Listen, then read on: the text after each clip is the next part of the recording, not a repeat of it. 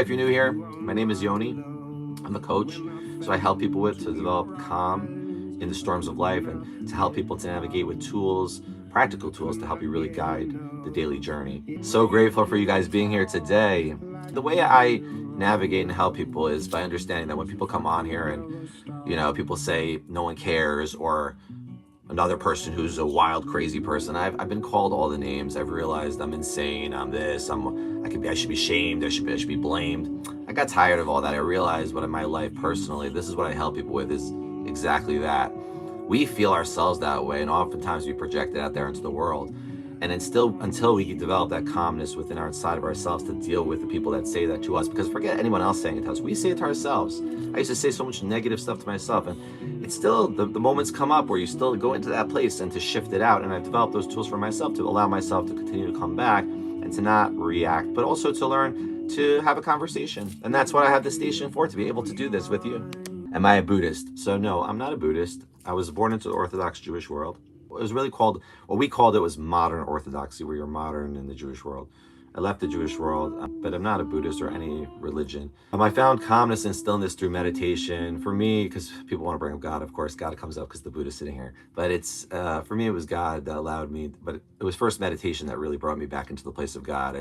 God was out there, and I learned it was inside of me. It took some time. I have all these feelings inside. I have feelings that come up all the time, and learning that the feeling isn't me, but I feel, and sometimes people get scared to see our feelings, like if we cry or if we express ourselves. And sometimes I'm like, we all need to just express ourselves without feeling like we're so caught up in it. Like I could cry and I feel it, I let it out. Thank you for that amazing cry. Like, thank you for that feeling. Like, it's good sometimes to get that. We're tired of the excuses. You're tired of the excuses. You're tired of circulating in your head. You're tired of the constant fluctuation. It's going to happen sometimes, but you want it to be less. You would like for it to be less. You'd like to feel like it's not going crazy inside here. That place. To develop that stillness, that awareness, the presence of mind to make solid decisions in your life. It's the Buddha to me. So the Buddha represented stillness. Buddha represents stillness. Buddha represents love. The Buddha sat under the Bodhi tree. How many years? For those of you who know, what was it, 4 years, 7 years? I don't know how many years. Sat under that tree and taught us stillness. That Buddha, what do I help people with is stillness. What I help people with is smiling through the silliness of a live stream, and like realizing the silliness of life. And it's so beautiful. And like the different stages, as I was mentioning earlier, like you could see people's stages. It's not an age thing. It's a developmental stage. So some people develop at a later stage. Some people develop at a younger stage. Everyone is different on this trajectory. But you have your moments. And the problem becomes when you become calm. Here's the problem with calm. Is that everyone expects you to be perfect. And the whole thing is that you're not perfect. It's a work in progress, day in and day out. But you work on it, you work internally, you smile at yourself, you notice, you start to witness the things that are happening. And sometimes you have your moments and you come back and you come back and you come back and you keep coming back with the tools, with breathing, with a mantra, with a saying, spending time in nature.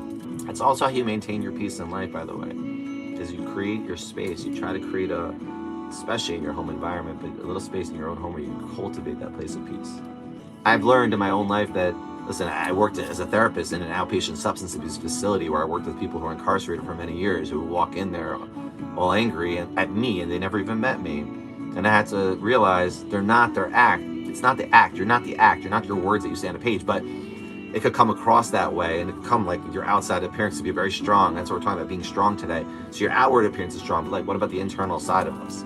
The strongest person is when they say, it could soften to say, wait a second. The strength is within. My children can't always understand what I'm saying.